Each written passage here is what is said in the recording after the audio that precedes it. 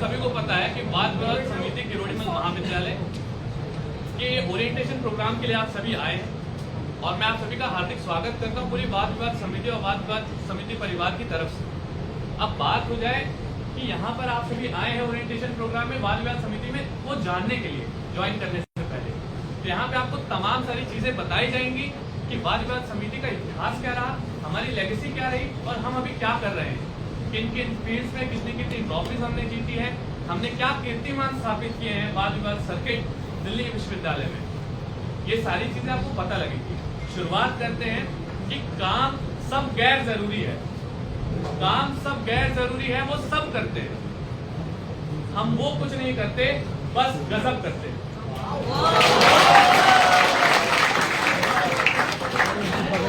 वाद विवाद समिति जानी जाती है, वाद विवाद समिति किरोड़ीमल महाविद्यालय जानी जाती है अपने एक अनोखे अंदाज के कारण, सबसे पुरानी वाद विवाद समिति होने के कारण और इसके एक अनोखा जो तरीका है वाद विवाद करने का उसके कारण, जो कि आपको यहाँ दिखाया जाएगा। अब मैं इसी कड़ी में हमारे बीच हमारे सुमित सर हैं डिपार्टमेंट ऑफ हिस्ट्री से, मैं उनको आमंत्रित करना चाहूंगा कि वे यहाँ आए और दो शब्द बोल रहे।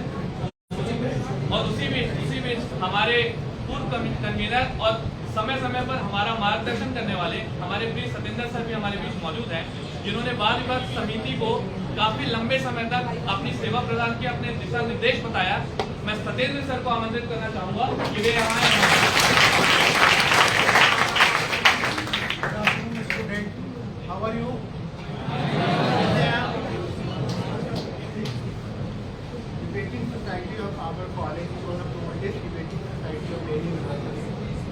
और बहुत ही अच्छे स्तर का डिबेट हम लोग कराते रहे हैं। दिनेश प्रधान डिबेटिंग कॉम्पिटिशन, आवाज मेरी आ रही है? नहीं। तो आप अभी ओरिएंटेशन प्रोग्राम में पार्टिसिपेट कर रहे हैं, अच्छे से आप कंट्रीब्यूट करिए क्योंकि आप ही फ्यूचर हैं। डिबेटिंग सोसाइटी में हमेशा बेस्ट टैलेंट जो हमारे कॉलेज के होते हैं उनको हम लोग अकोमोडेट करते हैं, उनको ट्रेनिंग देते हैं और फिर हमारे कॉलेज का वो नाम ऊंचा करते हैं।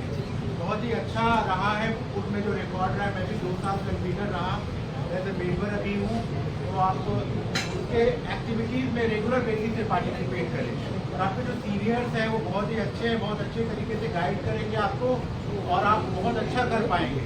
डिबेटिंग जो होता है वो आपके अपने पर्सनालिटी डेवलपमेंट में भी बहुत कॉन्ट्रीब्यूट करता है। जितने आप डिबेट करेंगे, डिस्कशन करेंगे, नए नए फैक्ट्स आएंगे, आर्गूमेंट सब कुछ आपको आपकी पर्सनालिटी को शेप करता है। जब इस कॉलेज में 3 साल के लिए होते हैं, फिर आप आगे के कोर्सेज के लिए, आगे की पढ़ाई के लिए, करियर के लिए चले जाते हैं, लेकिन इसमें जो आप टाइम स्पेंड करेंगे वो लाइफ टाइम आपको कॉन्ट्रीब्यूट करेगा। तो आप कि आपका भविष्य उज्जवल हो और आप इसी तरह से जुड़े रहें हमारे साथ।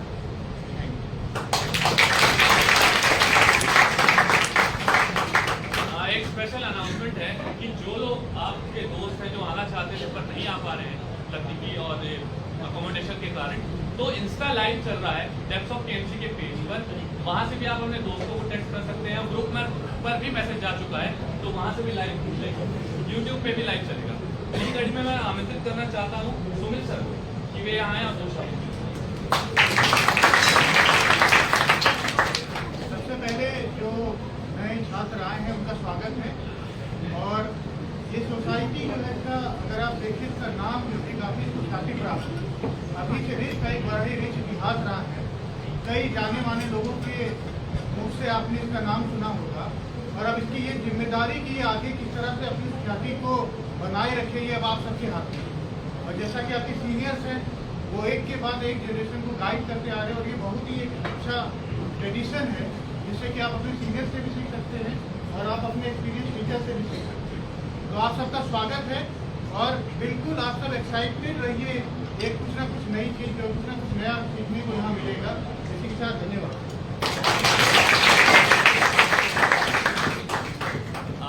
ऑफिशियल रीजंस की वजह से हमारे जो कन्वीनर है श्री सौम्यजीत भट्टाचार्य सर हमारे साथ अभी नहीं जुड़ पा रहे हैं, बहुत ही जल्दी वो आ जाएंगे।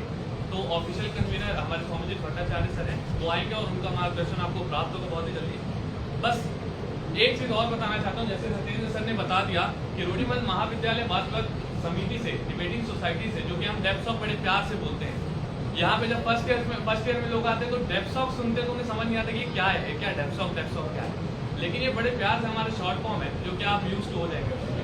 काफ़ी बड़ी personalities, not even politicians, IAS officers, Bollywood के बड़े एक्टर्स भी हमारी वाद विवाद समिति से जुड़े हैं। ये दर्शाता है कि वाद विवाद समिति से जुड़ना ना कि सिर्फ आपको बोलना नहीं सिखाता, आपकी क्रिटिकल थिंकिंग, रीजनिंग, आपको एक रेस्टफुल माइंडसेट देता है जो कि बहुत ज़रूरी है आपको किसी भी फील्ड में जाने के लिए। ज़्यादा चीज़ें ना बताते हुए अब आपको मैं अपना स्टेज हैंडओवर करने जा रहा हूँ अपने साथियों के साथ, जो एक PPT के माध्यम से आपको बताया जाएगा कि क्या डिबेटिंग सोसाइटी है। तो एक बार जोरदार तालियां हमारे साथियों।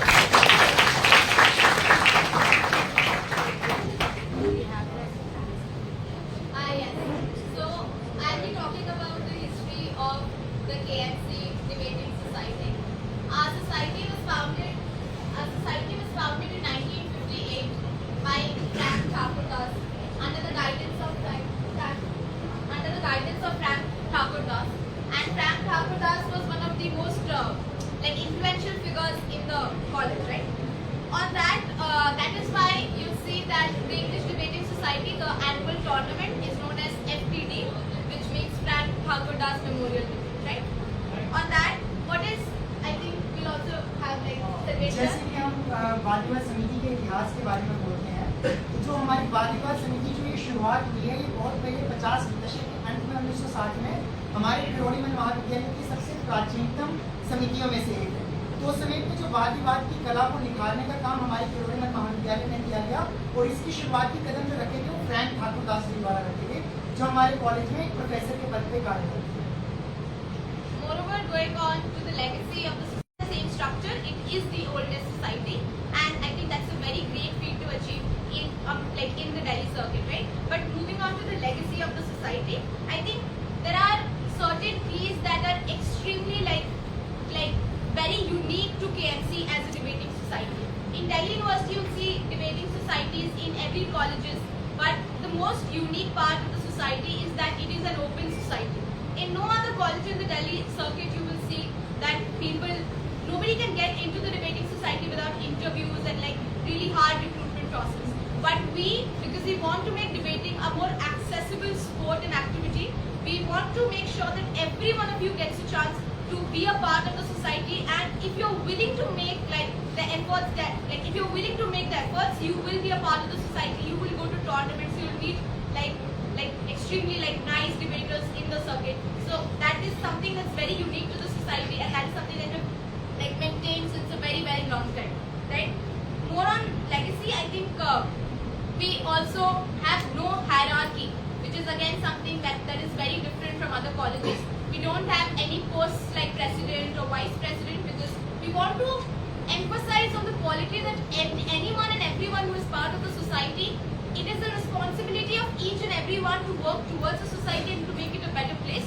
It is not the effort of one individual, or also we want to get away with all the the political dynamics of being president and vice president. So we've always made sure that the space is always free of any kind of hierarchies, and we've tried to make the space an inclusive one, which you'll not see in anywhere else in the circuit, right?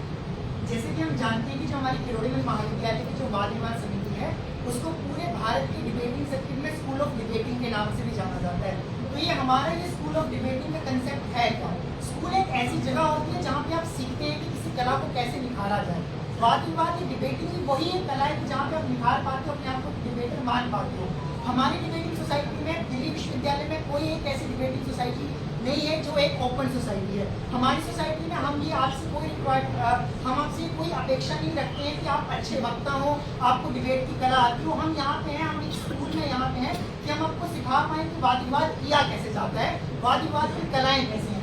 और इसके साथ जो यहाँ पे हमने hierarchy की बात करी, तो हम ये भी जानते हैं कि हमारी किरोड़ीमल महाविद्यालय की वाद विवाद समिति बिना किसी हायरार्की के काम करती है। और हम पूरे जितने भी हमारे फर्स्ट ईयर, सेकेंड ईयर या थर्ड ईयर जो भी सोसाइटी से जुड़ते हैं, वो इस सोसाइटी के किसी भी डिसीजन मेकिंग में, सोसाइटी के फंक्शन में, जगह जगह कॉलेजेस में जाकर डिबेट करने में अपना योगदान देते हैं। तो इन्हीं कड़ी से हम इस किरोड़ीमल महाविद्यालय की डिबेटिंग सोसाइटी को स्कूल ऑफ डिबेटिंग का नाम भी देते हैं कि यहाँ पे जब आप प्रथम वर्ष में आते हैं डिबेटिंग सोसाइटी से जुड़ते हैं, लेकिन जब आप तीसरे साल में निकलते हैं तो तो आप एक अच्छे डिबेटर बन के जरूर जाते हैं। Yes. Also, more on the idea on why you should be a part of the society or why you should debate in the first place. As you see, I think the first thing is that when you go ahead and debate, it helps you become better speakers, helps you develop better communication skills, better interpersonal skills. The society becomes a place where you make your initial friends. For me, I have all my friends within the college are from the society, so it becomes like a place where you develop social skills also, right? Moreover, going to tournaments, the chance that you get to go to different colleges and take part in international tournaments, like IIT Bombay or anywhere, throughout the country we have tournaments on debating, and getting the chance to do that, that's I think enough incentive in itself. But apart from that, debating accolades in terms of achievements look very nicely on your CV, and that is something that we really look forward to, you can have those on your CV. Moreover, we think that when you go ahead and come across different ideas and thoughts, you are at a better position to talk about different things in an interview space, or possibly if you're just having a random conversation, it gives you more and more knowledge about what's happening and more and more perspective on different topics, right? So I think that is more, that's more than enough incentive to be in the debating society and trying to become better debaters.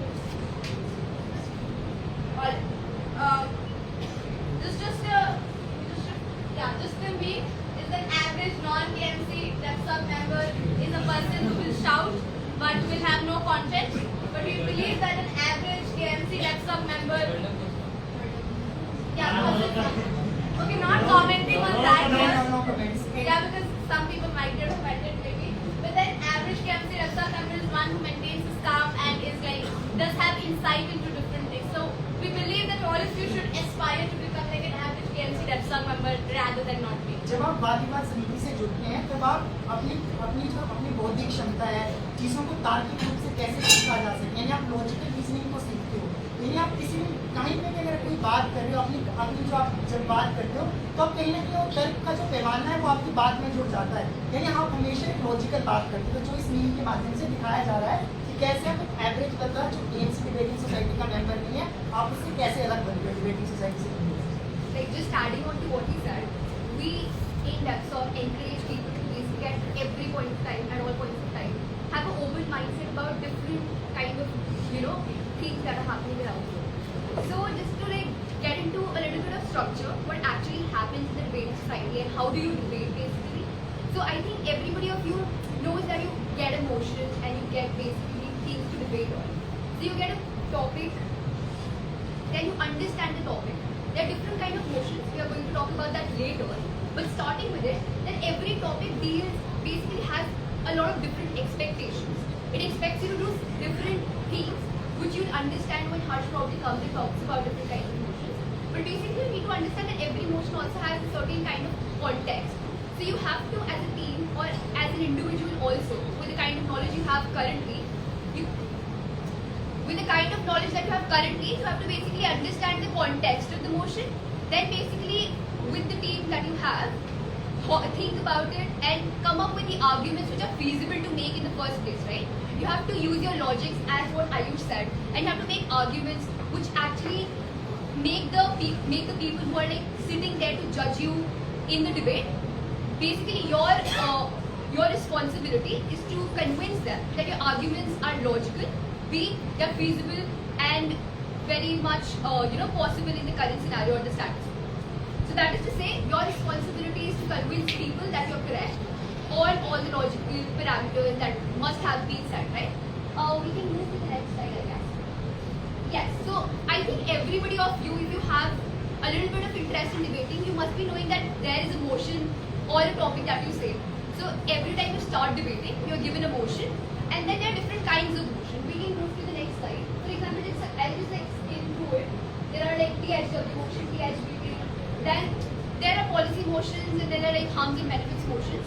So these motions have different expectations. They expect different things from a certain speaker, and you will understand it better. And we don't expect you to understand everything at this particular moment. That's why we're not going in the details of it. But if you're just you can take a look what are the motions and what they actually expect. You can just read the slide within 2 minutes if you can. Can the person at the back see what is written on the slide? Yeah? Yeah, true. So we will share the PPT in the group as well. So we can move to the next slide. Great.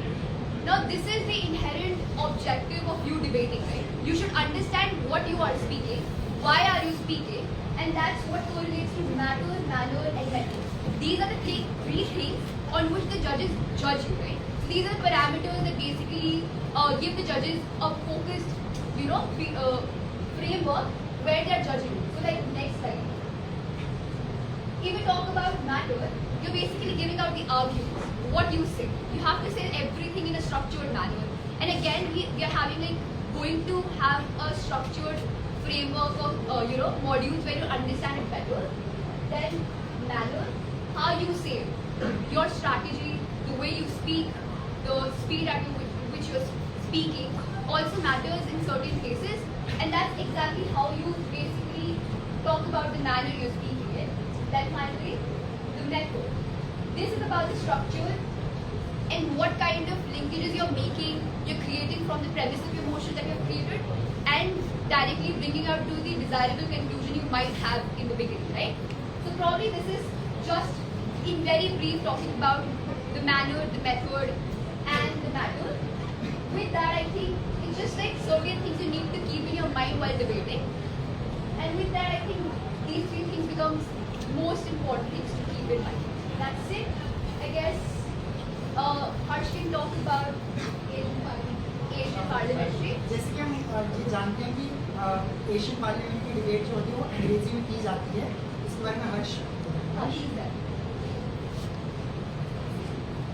So I think at school level all of us are familiar with say conventional debate, but an AP debate is highly different from what we have like doing till school for that matter, right?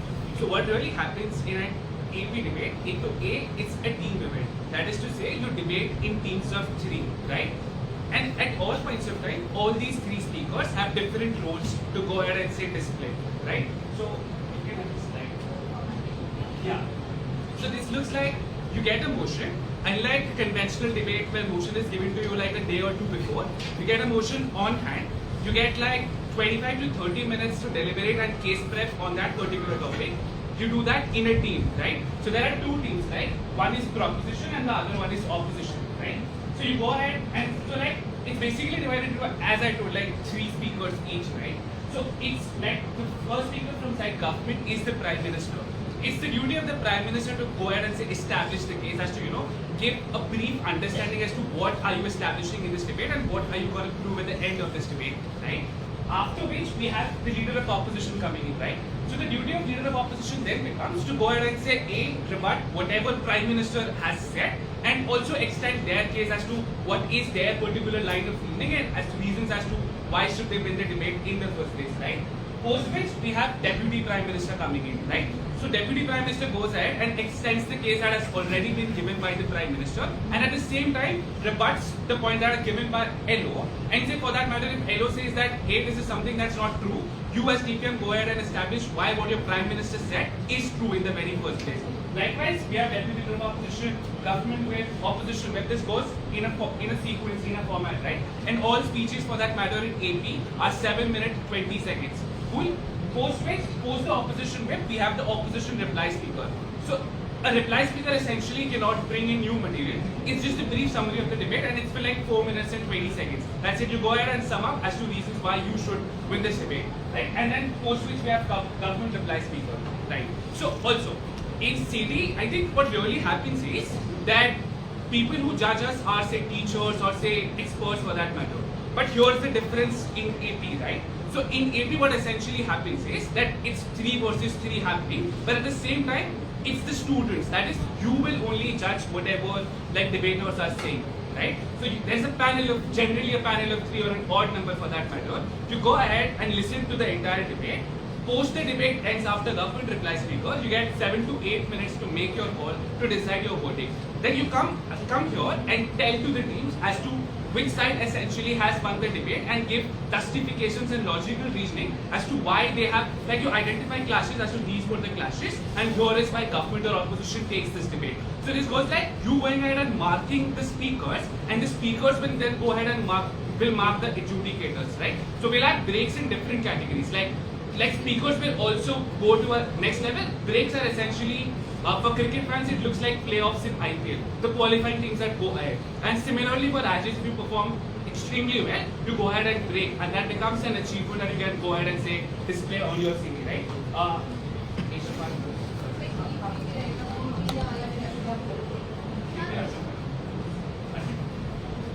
So in AP, we essentially, the English debating circuit essentially operates on primarily two formats. One is Asian parliamentary and the second is British parliamentary, right? So Arjun will now explain, this was Asian parliamentary that we learned, and Arjun can now give a summary of like what BP essentially looks like. So there are primary two differences between AP and BP. In British parliamentary, there is no one team that debates from one side, which is the case in AP. Like there is one 3-member team that debates from government, other 3-member team that debates from opposition. In British parliamentary, there are benches, 2 benches on each side, and 1 bench with 2 people in a team. So there is the opening government bench, there is the opening opposition bench, there is a closing government bench, and there is a closing opposition bench, right? There is one more speaker role added, and all 4 teams are from different like institutions. They don't have any connection with like each of them that they're doing, right? So it's a 4-way thing that you have to debate in, and there is no clear winner in a British parliamentary debate, right? There is a ranking given out in terms of like which was the best bench, which was the second best, and till the 4th. So you get points for that. The best bench, for example, the opening government takes the first rank, it gets 3 points. In similar way, if closing governments take a second, it gets 2 points, and 1 and 0 for the 4th rank. That is how it works. Other difference that AP and BP have is that BP does not have a reply speech. There are 8 speeches, 8 constructive speeches of 7 minutes and 20 seconds. The order in which that happens is, first the closing government opens the case, which is the Prime Minister, then opening government opens, opening opposition, the leader of opposition comes in, then Deputy Prime Minister from the opening government, Deputy Leader of Opposition from opening opposition. Till now this is the first half. After that the second half starts.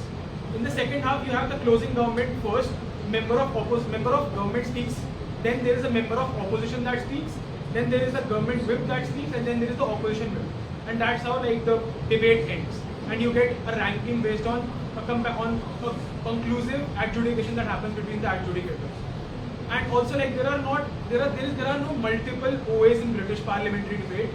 In AGIM, there is just one complete 15-minute OA that happens, and judges are allowed to discuss their verdicts and plan which bench gets the first and which bench gets the 4th rank.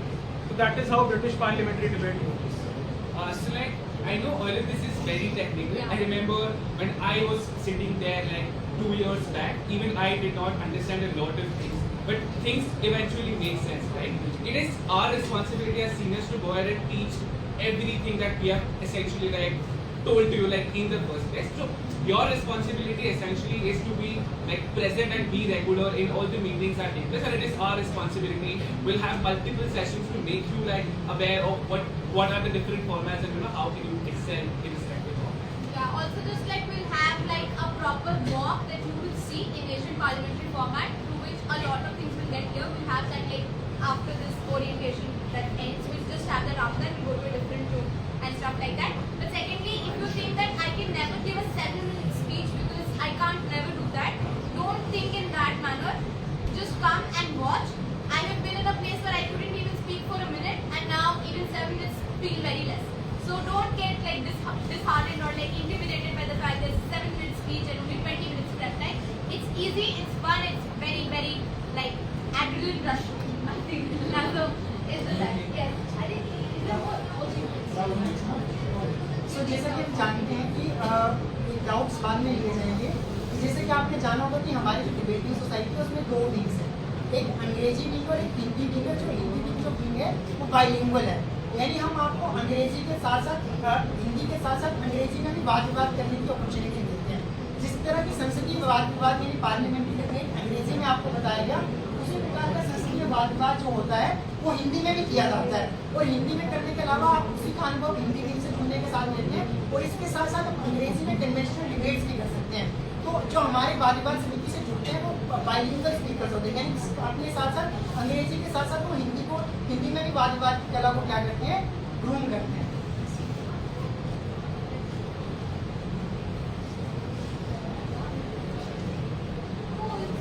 This is us welcoming all of you.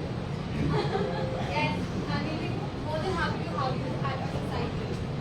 We can't talk about KMC TechTalk without talking about our flagship event, which is the Frank Thakurdas Memorial Parliamentary Debate. As you already know, Professor Frank Thakurdas himself laid the foundation of this society, and he was the one who inaugurated this particular event. It has a huge legacy that we are continuing with every year, with every successive batch. In April this year, we organized FTD 41, which was again a huge success. We had a footfall of around 200 to 300 participants, being from different institutions, different colleges, even different countries, and we had huge fun because not just motions, but apart from that, the kind of experience that FTD gives you, and that is something that you will understand when you will be inaugurated into a society, right? So when you will be going into the circuit and when you will talk about FTD, there will be a different kind of experience that you will get to have, and the people in the debating circuit actually keep FTD at a huge stature, and that's why when we organized FTD 41 in April, I think we were able to successfully pull off a tournament which was completely reg-free, which had a huge prize pool of around 2 lakhs, and not to forget we also gave you free pizzas, which you didn't have, but a lot of our years had. तो जैसे कि आपको पता है कि जैसे हम initially जब हम डिबेट की बात करते थे, तो इसी पिरोडिकल महाविद्यालय में हिंदी में भी डिबेट करने की परंपरा को शुरू करा है, यानी हिंदी में संसदीय वाद विवाद कैसे किया जाता है। तो उसके लिए हमारा एक बहुत बहुप्रतिष्ठित एक नरेंद्र सिंह प्रधान समिति वाद विवाद संसदीय वाद विवाद प्रतियोगिता होती है, और इस बार हमने उसका 31वां संस्करण करवाया है, और जब आप इस सेशन में आए तो इस बार हम उसका 32वां संस्करण कराएंगे, और ये पूरे DU के डिबेटिंग सर्किट में एक मानी हुई संसदीय वाद विवाद प्रतियोगिता है। ये पूरे एशिया की, हम ये जानते हैं कि पूरे एशिया की ये सबसे पुरानी हिंदी में होने वाली संसदीय वाद विवाद प्रतियोगिता है, और अगर आप डिबेटिंग सोसाइटी से जुड़ेंगे तो आपकी संसदीय वाद विवाद प्रतियोगिता के क्या बनेंगे, साक्षी बनेंगे। तो जैसा कि अंग्रेजी में Frank Thakurdas memorial Asian parliamentary debate होती है, उसी प्रकार हिंदी में नरेंद्र सिंह प्रधान समिति संसदीय वाद विवाद प्रतियोगिता होती है। Apart from that, we also organize a freshers event which is called KMCF, and it's a freshers, exclusively freshers tournament. Only freshers get to participate in that particular event. The main difference between FTD and KMCF is the kind of motions that are made. So a lot of motions that you'll see at KMCF are very much beginner friendly, novice friendly. So we try to make sure that it's inclusive enough for everyone and people actually get to experience what debating will do. I think we can move on to the next slide. Yeah, next. That one. Cool. So we are elated to announce that we'll be organizing FTD 42, the 42nd edition of the grand event in the next year, February. And we're very excited because you will be part of our team who will be organizing the event on the ground again. I think you want to. So this is our batch, as in the Gibson Memorial, the final debate. This is our contingent at CVS. You can see this is us with the awards at CVS, final panel from our institution. Then at PEG we had the final panel from our institution again. And you can even see a picture of us walking. So we can walk anywhere, from streets to the corridors. We walk everywhere in order to experience the day. जैसे कि आपको पता चला कि जैसे हमारे हिंदी में भी हम एक नामांकन यानी फ्रेशर्स की डिबेट कराते हैं, तो हमारा किरोड़ीमल महाविद्यालय अपनी प्रतियोगिताओं को लेकर इतना उसकी लेगेसी को क्यों आगे लेके चलता है। हमारी जो प्रतियोगिता यानी हमारे जो विषय हैं, यानी हमारे जो मोशंस हैं जिन पे हम डिबेट करते हैं, वो हम खुद बनाते हैं, और वो विषय हमेशा हर साल अलग होते हैं। यानी जो हमारी प्रतिष्ठा है डिबेटिंग सर्किट में वाद विवाद को करने में, वो हमारे मोशंस के कारण है। और जब कभी भी आप दूसरे कॉलेजेस में भारत में कभी भी डिबेट करने जाएंगे और आप ये कहेंगे कि मैं KMC डिबेटिंग सोसाइटी से हूँ या मैं KMC डिबेटिंग सोसाइटी से हूँ, तो आपका कोई एक अलग ही पहचान होगी। तो वो आप जान पाएंगे कि आप यहाँ पे आप एक डिबेटर हैं, आप एक डिबेटर हैं, आप एक सीखे हुए ट्रेन डिबेटर हैं। तो नॉर्मली जो आप स्कूल्स में डिबेट करते थे कन्वेंशनल डिबेट्स, उसके अलावा आप यहाँ पे पार्लियामेंट्री डिबेट के फॉर्मेट के बारे में इंट्रोड्यूस होते हैं। और वैसे ही जैसा जो हमारा उद्भव जो हमारा टूर्नामेंट है, ये CD कंप्लीट है। CD यानी ये कन्वेंशनल डिबेट, इसका जो प्रथम चरण होता है वो कन्वेंशनल डिबेट होता है, जहाँ पे आपकी कन्वेंशनल डिबेटिंग स्किल्स सीखी जाती है। और इसके अलावा जो इसका दूसरा चरण है वो एक पार्लियामेंट्री डिबेट के द्वारा होता है। तो जब हम इन डिबेट्स की बात करते हैं तो इस डिबेट में जो हमारे जो नवागत छात्र छात्राएं पूरी दिल्ली विश्वविद्यालय के भारत के, वो इसमें आगे क्या करते हैं, पार्टिसिपेट करते हैं। तो Yeah, so this is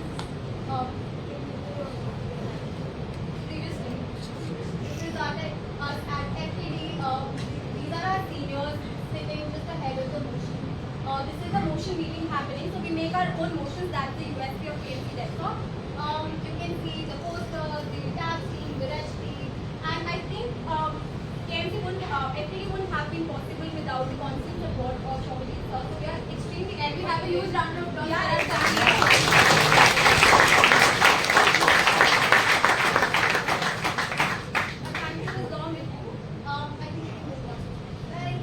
These are the list of achievements that we've had. These are the team achievements. We've been winners, semi-finalists, quarter-finalists at various tournaments. We've had teams making it to the out rounds, teams winning the speaker prizes, teams winning various prizes. So these are our adjudication achievements. As we've already told you that even adjudication is something that is completing for. And like coming from a society that like fixated on the idea of speaking a lot, this speaks a lot because in the span of 1 year we've had these kind of achievements, and this is just a very compact list of the kind of achievements that we've had. Because other achievements also include like edging the finals, semi-finals, and winning the other kind of prizes. But yeah, so this is the KMC Desktop. Very good KMC Desktop. Cool. So our seniors, our batch, our juniors, your current junior senior batch, and the person there in the stick figure is Candy. Candy. And we'll see you all in our Like, just to add on the idea of tournament, so what really happens is post February season we'll be having like different tournaments. So like different colleges organize different tournaments, right? So by virtue of being a desktop member, you can go ahead and say visit like different colleges, and you can essentially explore like new places and make new friends, yada yada. So we do have like fresher tournaments happening, and like so a tournament essentially lasts for 3 days. It generally happens on a weekend, right? So the first 2 days are like the initial preliminary days, right? And if you like perform really well in terms of say speaking or adjudication for that matter, just like IPL has playoffs, you essentially have breaks at like day 2. And day 3 are the out rounds or like quarters, semis and finals, right? So you go ahead and say that participate on third day as well, and that's something that's considered as an achievement, right? And also like just to add on the idea of achievements, like so this weekend we essentially had 3 tournaments, right? One was CVS PD, second was Inayat. Inayat was organized by Gandhi and Miranda House collectively. And third we had BITS Pilani Kai tournament, right? And in all 3 tournaments, right? In CVS we had like 3 match breaks. Our debaters like broke there, they went like till quarters. We had the best adjudicator coming in CVS. Likewise in Inayat we had 2 match breaks. We had like an match prize coming. And in BITS also like Avishka, one of our like second year member, also broke there and like shared Octa finals, which is a big thing. So all this is to say that we have had like a really successful, I don't know, history or what. So like it's like a massive and amazing opportunity for you. And these people also came as beginners, right? It was with time that they went ahead and still learned this skill. So it's like just to say that you can also learn this skill and eventually like win tournaments. तो बार-बार मैं नरेंद्र सिंह प्रधान समिति debate के बारे में आपको क्यों बता रहा हूँ? तो इसकी खासियत ये है कि इसमें आप अंडरग्रेड लेवल की स्टूडेंट पार्टिसिपेट नहीं करते हैं। ये जो डिबेट है ओपन डिबेट है, यहाँ पे आप परास्नातक लेवल के यानी MA के स्टूडेंट्स, MSc के स्टूडेंट्स, इवन फ्रेशर और इवन PhD तक के स्टूडेंट्स, जिन व्यक्तियों को आप ये जानते हैं कि जो बाहर के कॉलेज में आप डिबेट करने जाते हैं, वो वहाँ पे आपको एडजुडिकेट करते हैं, आपको जज करते हैं। वो यहाँ पे आके क्या करते हैं, यहाँ पे आके डिबेट करते हैं और आपको मौका मिलता है कि यहाँ पे आके आप उनकी डिबेट को जज कर पाएं। यानी किरोड़ीमल कॉलेज की जो डिबेटिंग सोसाइटी है, वो केवल आपको एक अच्छा डिबेटर ही नहीं बनाती है, लेकिन आपको एक अच्छा एडजुडिकेटर भी बनाती है। और जो हमारे किरोड़ीमल कॉलेज में जो ये नरेंद्र सिंह प्रधान समिति है, उद्भव है, यहाँ पे सबको एडजुडिकेशन करने का भी मौका मिलेगा। यानी आप जो बाहर के इतने बड़े डिबेटर्स हैं जो PhD तक में पढ़ रहे हैं, आप उनको यहाँ पे आके क्या करेंगे, आप उनकी डिबेट्स को जज करेंगे, क्योंकि हम ये जानते हैं कि वाद विवाद समिति में जुड़ने से आपका इतना कैलिबर डिपेंड होगा, आपका इतना कैलिबर डिवेल्प होगा कि आप किसी भी चीज़ को क्रिटिकली थिंक कर पाएंगे और डिबेट को कैसे एज करना है, डिबेट को कैसे समझना है, वो कर पाओगे। तो ये इस बार जो हमने नरेंद्र सिंह प्रधान समिति का 31वां संस्करण कराया है, और ये नरेंद्र सिंह प्रधान समिति की जो मेमोरियल ट्रॉफी है, नेक्स्ट, तो ये इस बार की हमारे NSP की जो हमारी पिक्चर्स हैं आप देख सकते हैं कि कैसे किरोड़ी में कॉलेज के स्कूल डिबेटिंग होते हैं। इस बार पूरे DU में पूरे भारत से 40 से भी ज़्यादा टीम्स ने नरेंद्र सिंह प्रधान समिति वाद विवाद प्रतियोगिता में हिस्सा लिया है। इसके साथ साथ हम ये जानते हैं कि आप सब फ्रेशर्स हैं, आप सबके पास उतना डिबेटिंग का एक्सपीरियंस नहीं होता है जितना कि जो पूरा एक्सपीरियंस डिबेटर्स है, तो उसके साथ पूरे के पूरे सर्किट में फ्रेशर्स डिबेट्स भी होते हैं। तो उसके साथ हमारा किरोड़ी कॉलेज उद्भव एक अपना फ्रेशर डिबेट कराता है, जिसके बारे में मैं आपको बता चुका हूँ। इस बार का उद्भव जो हुआ वो फरवरी में हुआ, तो इस बार उद्भव का जो ऑफलाइन संस्करण है हम नहीं करवा पाए, तो उद्भव इसमें हमने ऑनलाइन करवाया। एक बार उद्भव के लिए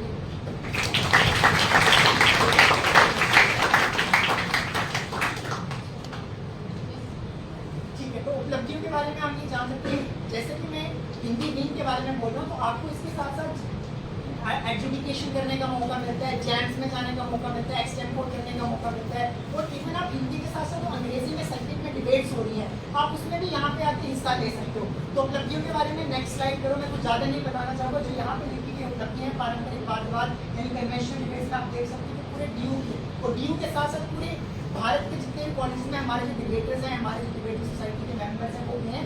इसके साथ साथ हमने हमारे जो डिबेटिंग सोसाइटी के मेंबर्स होते हैं वो पूरे DU में, जैसे आज तक द्वारा एक वसंत वैली स्कूल है, उसमें जाके भी एजुकेट कर पाए। तो ये हम सबके लिए बहुत बड़ी उपलब्धि है कि जब आप डिबेटिंग सोसाइटी से जुड़ते हैं तो आप पूरे भारत के जितने भी बड़े प्रतिष्ठित स्कूल है जहाँ पे वाद विवाद की कला को बताया जाता है, तो आप वहाँ पे जाके उन बच्चों को आप वाद विवाद की कला सिखा सकते हो। नेक्स्ट, ये संसदीय वाद विवाद प्रतियोगिता और आप हमारे साथ जुड़ोगे तो आपका नाम भी अचीवमेंट्स में होगा, यानी आप इस सोसाइटी के लिए एक अचीवमेंट का एसेट बनेंगे। लेकिन हम यहाँ पे वाद विवाद समिति में किस चीज़ की बात करते हैं, वाद विवाद समिति में हम ये नहीं मानते कि आप कुछ एक अच्छे डिबेटर हमारे पास करके आओ, हम आपको वो डिबेटिंग की कला सिखाएंगे, हम आपको बताएंगे कि डिबेट कैसे करनी है और आप डिबेट को वहाँ पे जाके कर पाओ। यानी आपको एक प्रॉपर आपकी ट्रेनिंग सेशंस होंगे, आपको प्रॉपर नहीं पता है कि दुनिया में विश्व युद्ध कब हुआ, आपको नहीं पता कि कोई विषय को कैसा समझा जाए, आपको धर्म के बारे में नहीं पता, आपको कई ऐसी चीज़ों के बारे में नहीं पता, तो वाद विवाद समिति में आपके प्रॉपर मॉड्यूल्स होंगे, आपको उनके बारे में बताया जाएगा, और उसके बाद आपको उनके बारे में जानकारी होने के बाद आपको वाद विवाद की कला के ऊपर आपको भेजा जाएगा क्या बात जाके आप क्या करो, वाद विवाद करो। तो हमने ब्रिटिश पार्लियामेंट्री डिबेट जो हिंदी में हम संसदीय वाद विवाद प्रणाली करते हैं, उसकी जो कैसे उसकी संरचना चलती है उसके बारे में मैं बताना चाहूँगा, मैंने उसको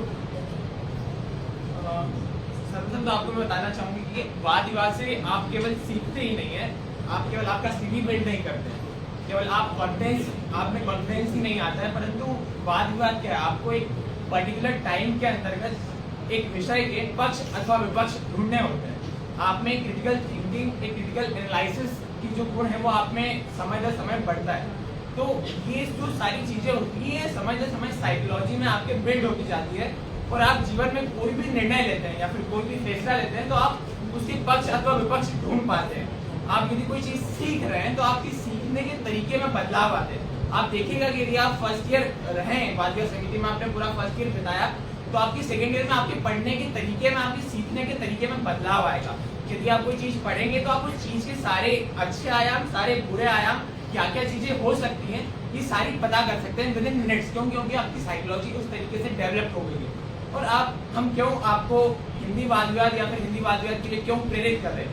क्योंकि हिंदी वाद विवाद एक ऐसी पृष्ठभूमि है जहाँ पर यदि आप इंग्लिश में बहुत अच्छे हैं, यदि आप इंग्लिश अच्छे से बोल सकते हैं और यदि आपको हिंदी सीखना है तो आप हिंदी अच्छे से सीख सकते हैं। और यदि आपकी हिंदी अच्छी है और आपकी इंग्लिश में आपकी कमांड कम है तो आप यहाँ पर हिंदी भी सीख सकते हैं और साथ साथ अंग्रेजी भी सीख सकते हैं। क्योंकि आपको हम कन्वेंशनल डिबेट्स करना सिखाते हैं अंग्रेजी में भी, तो आप कहीं ना कहीं बायलिंगुअली खुद की पर्सनालिटी को ग्रूम कर सकते हैं। उसके बाद जो संसदीय वाद विवाद प्रणाली है जो हम नरेंद्र सिंह प्रधान स्मृति वाद विवाद प्रतियोगिता करवाते हैं, उसका एक मुख्य संस्करण है। इसमें 4 वक्ता होते हैं, 4 वक्ता 2-2 की टीमें होती हैं। जो पहला वक्ता होता है वो प्रधानमंत्री होता है। आपको एक मोशन मिलता है सर्वप्रथम तो उस मोशन पर आपके लिए कहीं पर 10 मिनट का प्रिपरेशन टाइम मिलता है, कहीं पर 15 मिनट का प्रिपरेशन टाइम मिलता है। उसके बाद आपकी टॉस होती है, जो प्रिपरेशन टाइम होता है उससे पहले आपकी टॉस होती है, आपका पक्ष और विपक्ष का निर्धारण होता है। आप पक्ष में बोलेंगे उस विषय की अथवा विपक्ष में बोलेंगे। 15 मिनट के बाद जो प्रधानमंत्री होता है उस विषय के पक्ष में बोलता है, उस पक्ष के सारे बिंदुओं को खोलता है, अपना केस रखता है कि किस प्रकार से विषय चलेगा, क्या क्या तथ्य है इसमें, क्या क्या लॉजिक्स है। उसके बाद जो नेता विपक्ष आता है, नेता विपक्ष बेसिकली जो प्रधानमंत्री है उसकी बातों को खंडित करता है, अर्थात अपना केस रखता है और जो प्रधानमंत्री ने बातें कही है उनका लॉजिकली उनको काउंटर करता है कि किस प्रकार जो प्रधानमंत्री बोलकर गए हैं वो सही नहीं है, अभी तो मैं मतलब नेता विपक्ष जो बोल रहा है उसकी बात ज्यादा लॉजिकल है, वो ज्यादा सही बोल रहा है। उसके बाद उप प्रधानमंत्री आते हैं। उप प्रधानमंत्री का काम बेसिकली ये होता है कि प्रधानमंत्री द्वारा जो बोला गया है उनकी बातों को आगे बढ़ाते हैं और अपना केस वापस से डिफेंड करते हैं अपने नेता को, और जो नेता विपक्ष आते हैं वो नेता विपक्ष का काउंटर भी करते हैं, अर्थात उनके आर्ग्यूमेंट्स को भी काटते हैं। उसके बाद उपनेता विपक्ष आते हैं। उपनेता विपक्ष पर भार थोड़ा ज्यादा होता है, क्यों? क्योंकि वो डिबेट का एक आखिरी वक्ता होता है जो कि डिबेट को पूरा समराइज करता है, जो नेता आता है उसकी बातों को आगे बढ़ाता है और जो उपनेता होता है उनकी बातों को काउंटर करता है। तो उसके बाद एक प्रश्नोत्तरी राउंड होता है,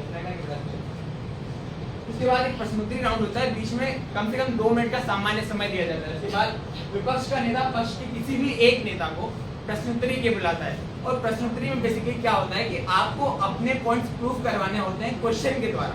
आप सामने वाले से क्वेश्चन करते हैं कि ये चीजें आपने यदि बोली तो ये कैसे होंगी, क्यों होंगी, ये सारी चीजें, ये सारा प्रोसीजर हम आपको समझाएंगे हमारे सेशन के द्वारा।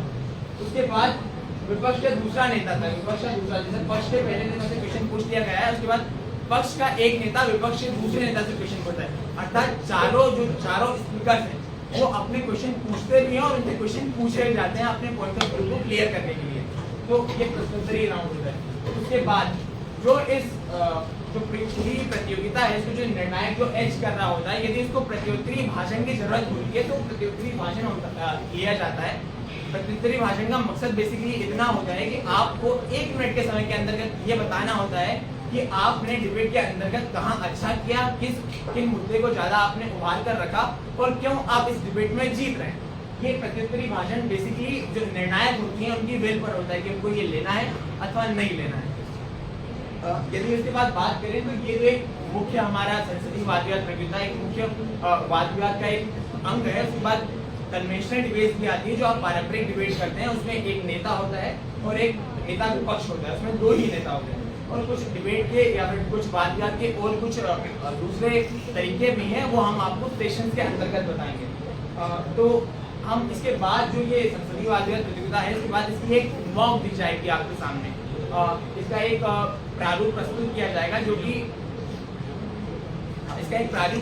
जाएगा जो आपको बताएगा कि किस प्रकार आपको डिबेट करना है। आपको एक क्वेश्चन दे देता हूँ, यदि आपको जो डिबेट देखेंगे तो हम आपको प्रारूप बताएंगे वो देखेंगे, आप बिल्कुल भी ये ना सोचे कि इतनी देर ये बोल पा रहे हैं, क्यों बोल पा रहे हैं, हम नहीं बोल पाएंगे, ये सोचकर कोई भी ये कक्ष ना छोड़े। क्यों? क्योंकि ये बहुत बड़ी दुविधा होती है कि आप फर्स्ट ईयर से हैं, आप फर्स्ट ईयर को उतनी समझ नहीं होगी कि आपकी क्यों बोला जाएगा, पर हम आपको 1 साल के अंतर्गत या फिर जो आने वाले सेशन में इतना ट्रेन कर देंगे कि आप भी खुद को 1 साल के बाद उस स्टेज पर बोलने के लिए तैयार कर पाएंगे। तो कोई भी इस चीज से ना डरे कि वो लोग बोल पा रहे हैं, हम लोग नहीं बोल पाएंगे, तो ये भी कोई दुविधा लेकर इस कक्ष को ना छोड़े या फिर यहाँ से नहीं जाए। एक मैं चीज़ आपको और बताना चाहूँगा कि यहाँ पे आपने कंफ्यूज नहीं होना कि हिंदी वाले बहुत कड़क हिंदी आपको बता रहे हैं। जो हमारे ट्रेनिंग मॉड्यूल्स होते हैं वो कम्प्लीटली इंग्लिश में होते हैं, लेकिन जो आप डिबेटिंग सोसाइटी में जुड़ते हैं तो आप अपनी हिंदी को अच्छा कर ही लेते हैं, आप हिंदी में अच्छा बोल पाते हैं। हम जब इस डिबेटिंग सोसाइटी से जुड़े थे तो हमारी भी हिंदी बिल्कुल अच्छी मिली थी, लेकिन हम कंफ्यूज थे कि हम क्यों आए। लेकिन हमने यहाँ पे हिंदी भी सीखा, इसके साथ साथ अपनी अंग्रेजी में भी डिबेटिंग की करा, अच्छा करा। तो वाद विवाद समिति में जो हम आपके जो ट्रेनिंग मॉड्यूल्स होंगे जिसको आपको सिखाया जाएगा, आपको विषयों के बारे में बताया जाएगा, वो अंग्रेजी और हिंदी बाइलिंगुअल होंगे, यानी जो हमारे ट्रेनिंग सेशन होते हैं। और इसके बाद जो इसके बाद जो ट्रेनिंग मॉड्यूल्स हिंदी होंगे, डिबेट्स को हिंदी में भी करेंगे और अंग्रेजी में भी करेंगे। एक बहुत ही बड़ा मिसकंसेप्शन है जो यहाँ बताया जाता है, जो आप लोगों को लेके आते हैं आप सबसे पहली बात कि यहाँ पे संस्कृत निष्ठ हिंदी का प्रयोग हुआ, कि मतलब आपको उतनी शुद्ध हिंदी आनी चाहिए डिबेट करने के लिए। लेकिन ये बहुत ही एक तरीके से मैं बोलूँगा गलत तो नहीं है। अगर आपको बहुत अच्छी हिंदी आती है तो वो आपका प्लस पॉइंट होता है, लेकिन जो एक नॉर्मल भाषा जिस वे में हम बात करते हैं, जिस हिंदी में हम आपसे बात कर रहे हैं, जैसे बोल रहे हैं अभी सब, अगर इस लेवल में भी आप कर रहे हैं तो इस लेवल पे भी आप अपने लॉजिक्स के साथ पार्लियामेंट्री डिबेटिंग फॉर्म में जीत सकते हैं। तो जो एक बहुत बड़ा मिसकंसेप्शन है कि आपको उस लेवल की हिंदी आनी चाहिए, तो अगर नहीं आती तो भी आप आ सकते हैं, और अगर आती है तो बहुत बड़ी और अच्छी बात है। तो अब इसी के साथ जितनी सारी चीज़ें आपको डिबेटिंग सोसाइटी के बारे में बताई, एक वीडियो के माध्यम से आप देख लीजिएगा कि क्या क्या करते हैं। अनऑफिशियल चीज़, अनऑफिशियल बॉन्डिंग भी होती है, team bonding kind of thing भी कई सारी हम करते हैं। तो एक वीडियो में आप देख लीजिए, बहुत छोटा सा वीडियो। वीडियो में साउंड नहीं है लेकिन फिर भी वीडियो पर जो है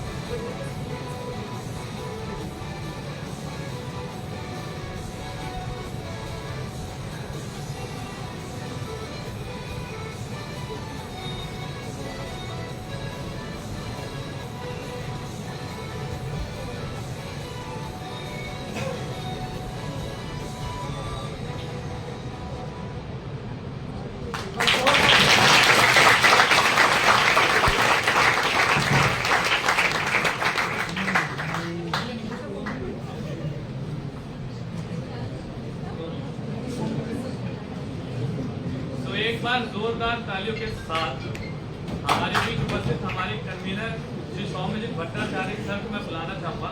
उससे पहले मैं बता देना चाहता हूँ, सौम्यजीत सर का जो वाद विवाद समिति से ताल्लुक है वो बहुत पुराना है। सर अपने समय में भी बहुत प्रखर वक्ता रहे, बहुत प्रखर डिबेटर रहे हैं। उसके साथ बड़े लंबे समय से सर वाद विवाद समिति में हमारे साथ जुड़े हुए हैं। हम सभी को एक बहुत अच्छा दिशा निर्देश देते हैं, बहुत अच्छी चीज़ें सिखाते हैं। तो मैं ज़्यादा समय ना लेते हुए उन्हें आमंत्रित करता हूँ, जोरदार तालियों के साथ।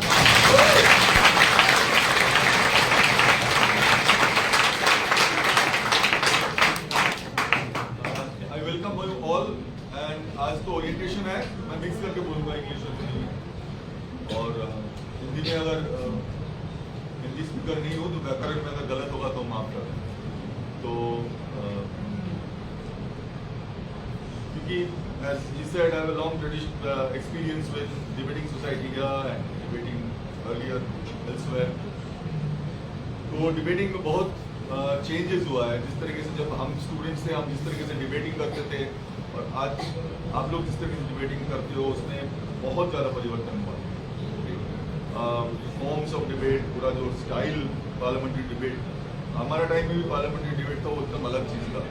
आज का पार्लियामेंट्री डिबेट जिस तरीके से हुआ है, एक लेवल में एक बहुत बड़ा जो इसमें चेंज आया है कि आपको पहले ज़्यादातर टाइम में क्या होता है, टॉपिक्स पहले से डिसाइडेड होता है और आपको उस टॉपिक, स्कूल में भी आप ज़्यादातर डिबेट ऐसे किए होंगे, जो लोग डिबेट किए हैं स्कूल में, टॉपिक आपको दिया गया है, अब उस टॉपिक को आप थोड़ा सोच के आप आए हैं और आप बोल रहे हैं फॉर हो, अगेंस्ट हो, जो भी।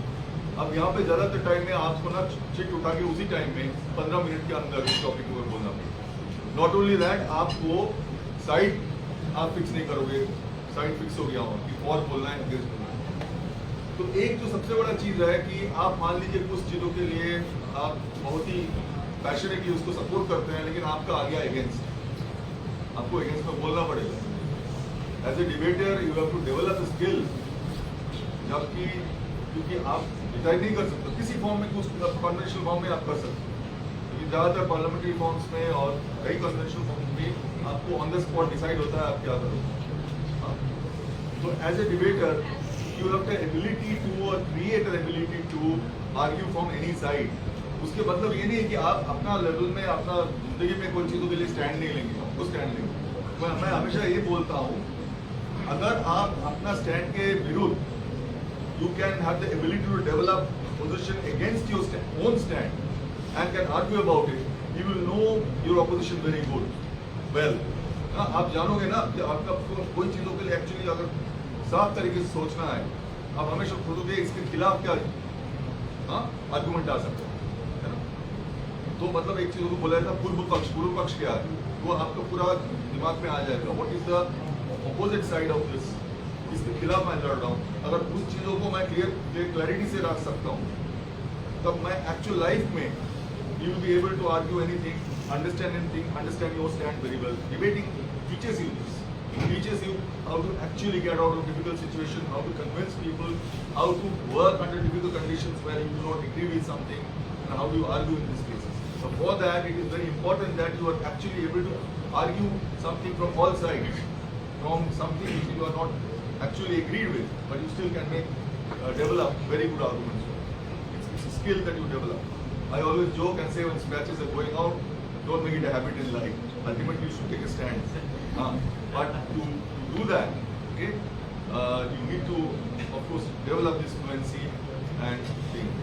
Second है कि as he is saying, open society है, उसके मतलब है क्या, ये नहीं क्या कोई आएगा कोई जाएगा, ऐसे नहीं है। आपको रेगुलर प्रैक्टिस में आना पड़ेगा। But you will be surprised to see कितना लेवल में लोग डेवलप करते हैं स्पीकिंग। स्टेज फियर पहले होता है, हर डिबेटर का कहीं ना कहीं तो स्टेज फियर कभी ना कभी था। मेरा वेरी फ्यू पीपल जिनको इनिशियली स्टेज फियर नहीं होता है। वो स्टेज फियर हटने का actually in few months you will see it will go.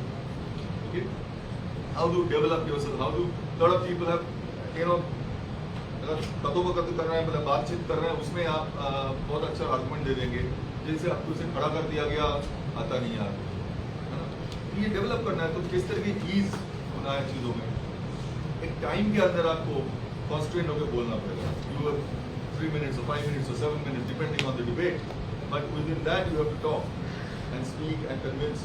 So how do you create in your mind this discipline about time? Like you have to write in an exam in a fixed time, okay, and similarly when you speak within a fixed time, the same arguments which otherwise can have half an hour to prove, now I have to do it in 3 minutes. How do I do it? What do I choose? So these are actually very important lessons in life. Often, you know, in a situation, in a meeting, within a college, you just came from the meeting, or in a corporate meetings, in a government board meeting, you have to do that. You have to do 3 minutes time. People will not give you 1 hour to speak. You have to make your point. So for that, you have to develop a priority. ये चीज़ आप सीखोगे debating society में है, तो practical life के लिए actually it's a very helpful thing, exercise, that you learn to do this, and it's very enjoyable. Okay? One thing,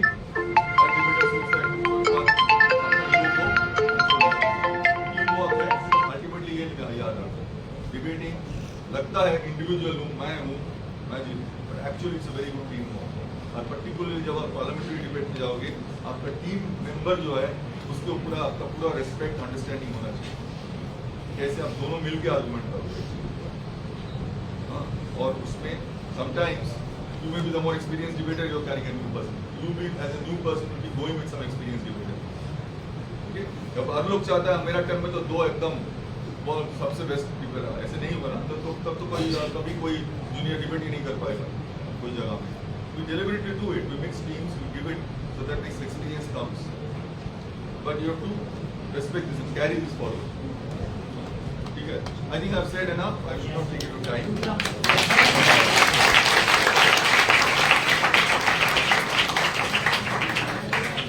बहुत बहुत धन्यवाद सर। हम आशा करेंगे कि ये सारी चीज़ें हम इम्प्लीमेंट करने की कोशिश करें। और इसी कड़ी में मैं बुलाना चाहूँगा रुद्रशीष सर, जो रुद्रशीष सर भी काफ़ी लंबे समय तक बात समिति से जुड़े रहे, बहुत ज़्यादा रिफॉर्म्स डिबेटिंग सोसाइटी में लाने के टाइम पर भी रुद्रशीष सर यहाँ एक बार जोरदार तालियां सर।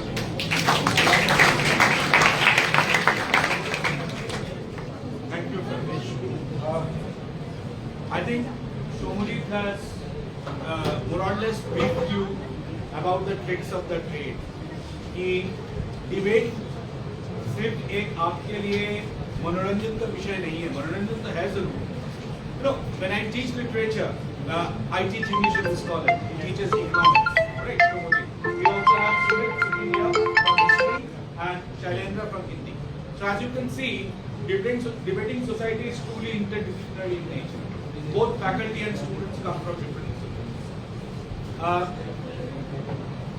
Debate एक टर्म हमारे लिटरेचर में यूज होता है, to delight and to instruct. Debating is both. And this term was used by a very important English writer in the 18th century, Samuel Johnson, when he talked about who in fact wrote the first English dictionary. Right? So Samuel Johnson talked about in the context of England in the 18th century.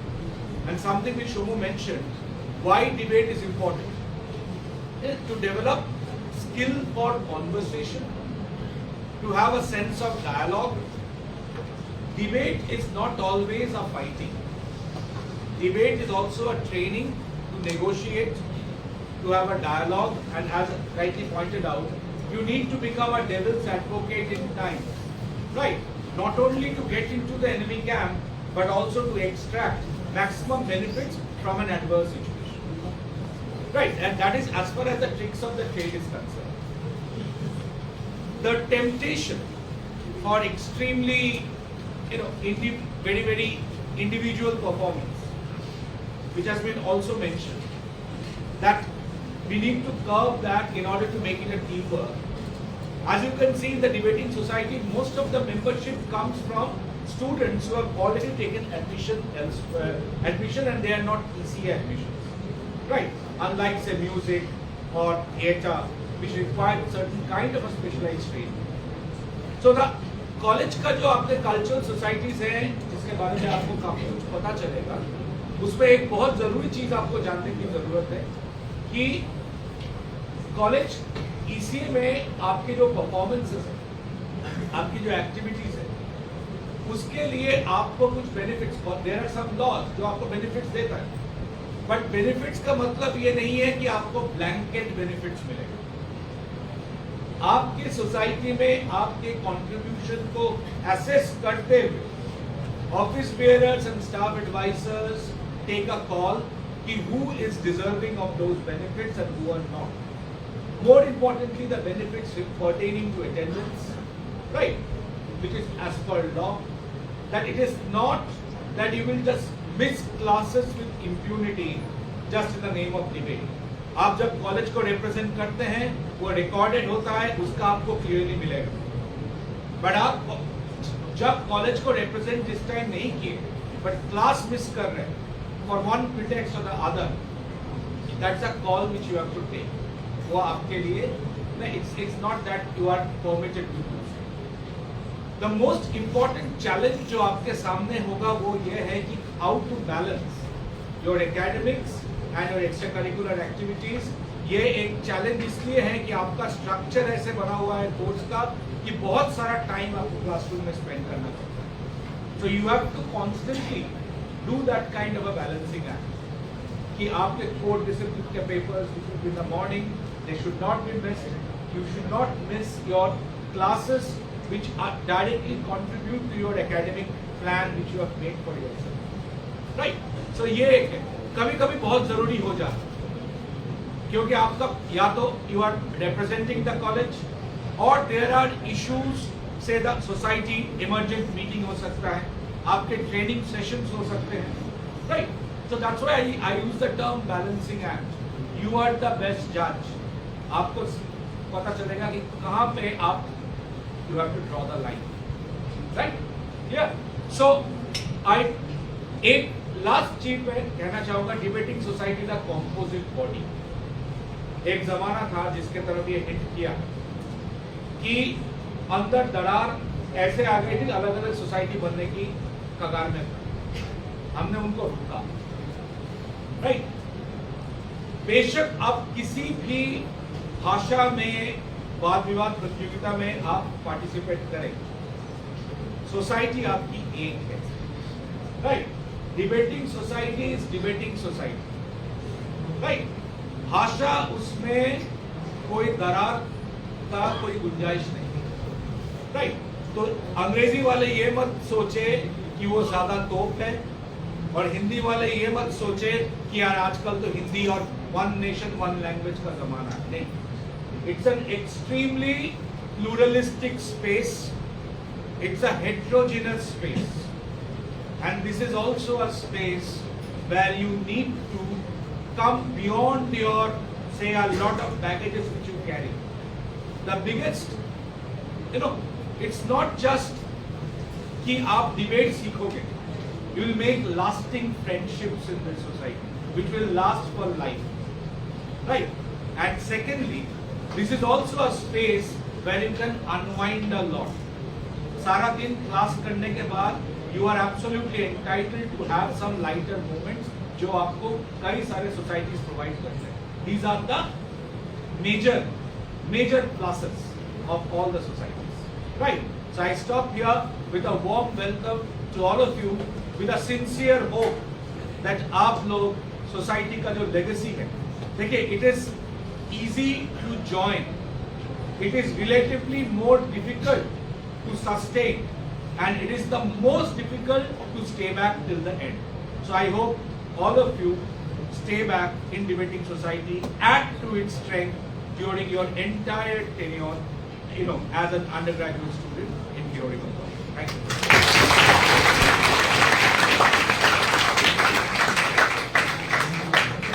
आप लोगों के enthusiasm देख के कुछ line याद आ गया है कि लपक के चलते थे बिल्कुल सरारे जैसे थे, लपक के चलते थे बिल्कुल सरारे जैसे थे, नए थे तो हम भी बिल्कुल तुम्हारे जैसे थे. ज्यादा समय आप लोगों का नहीं लिया जाएगा, इसके बाद मॉक्स होंगी, लेकिन फिर भी हमारे बीच हमारी डिबेटिंग काउंसिल के शिक्षकगण हैं, तो उनको इंट्रोड्यूस आप सबसे कराना बहुत जरूरी है. तो इसी के बीच हमारे, जैसे मैं बता रहा था कि अलग अलग फील्ड से डिबेटिंग सोसाइटी में लोग निकले हैं, गए हैं, इसी बीच हमारी सोसाइटी का एक एलुमनाई भी हमारे बीच है जो आज हमारी कॉलेज में प्रोफेसर है. तो मैं इसी कड़ी में आमंत्रित करना चाहता हूँ शैलेंद्र सर को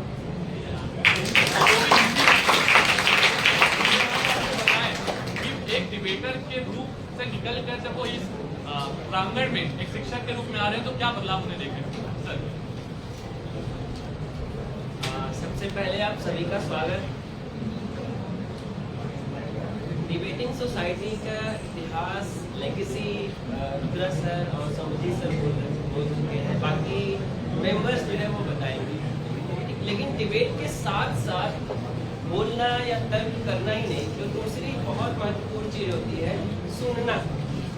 अगर आप सुनेंगे नहीं तो जो सामने वाला डिबेटर है उसकी बात जो भी बोल रहा है, तो कौन सा तर्क उसने क्या दिया है आप सुनेंगे नहीं, उसको काट नहीं पाएंगे.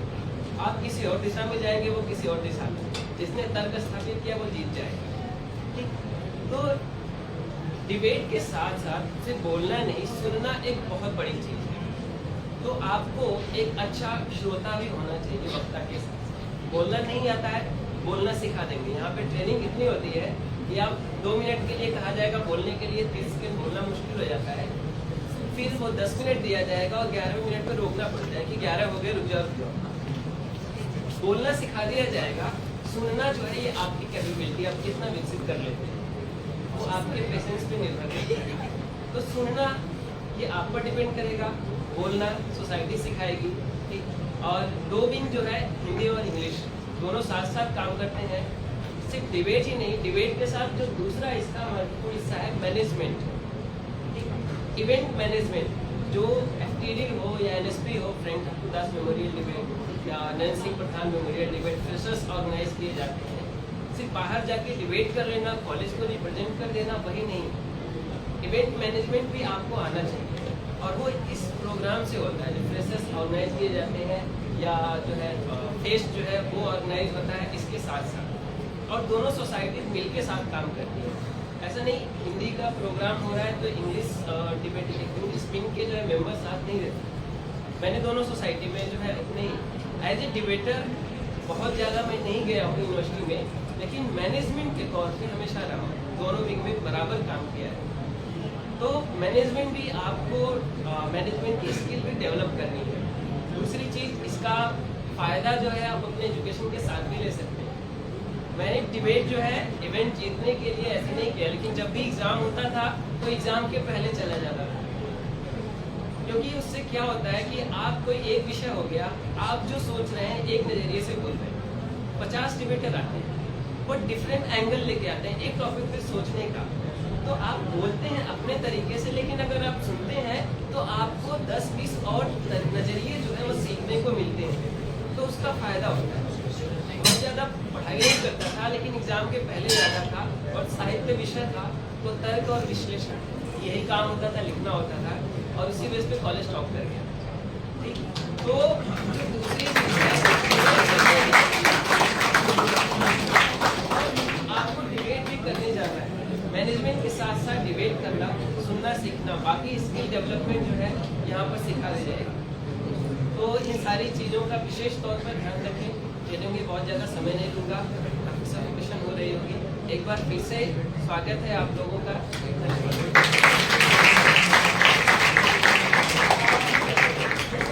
बताना चाहूँगा कि अब हम क्या करेंगे, स्प्लिटिंग करेंगे थोड़ी।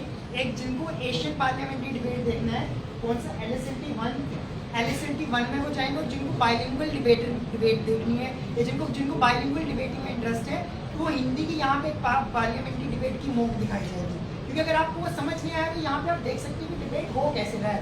तो उसके लिए जो इंग्लिश में देखना चाहते हैं वो वहाँ जा सकते हैं, और जिनको हिंदी में डिबेट देखनी है और बाइलिंगुअल सोसाइटी जो 1 मिनट अभी नहीं निकला है कोई, सुनो इसके साथ एक और मैं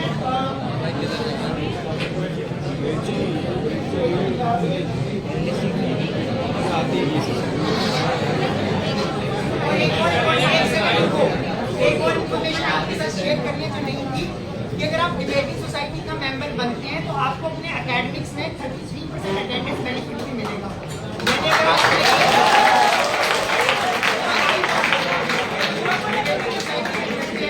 और बहुत सी चीजें वो करते हैं, आप क्लासेस के बाद स्किप हो जाती है, तो आपकी डिबेटिंग सोसाइटी वहाँ पे आपको बचाने के लिए शोर क्यों हो रहा है पीछे?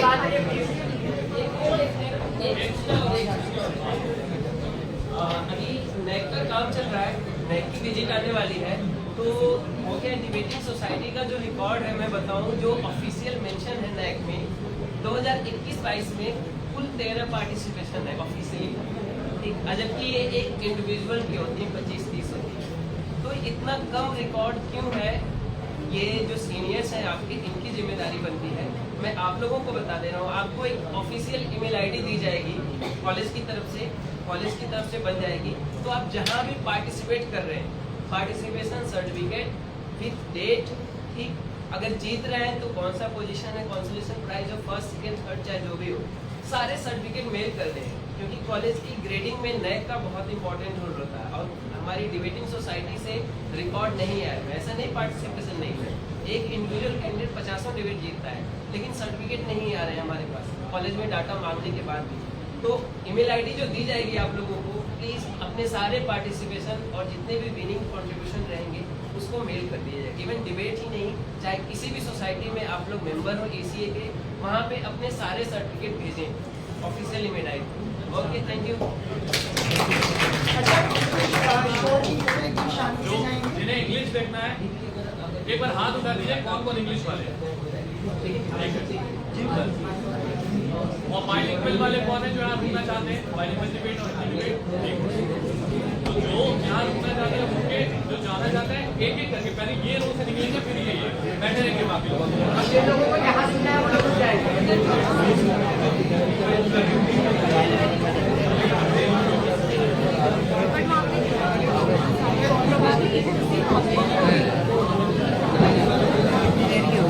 भैया कितनी देर की होगी डिबेटिंग? वीडियो कितनी देर की होगी? 2 घंटे।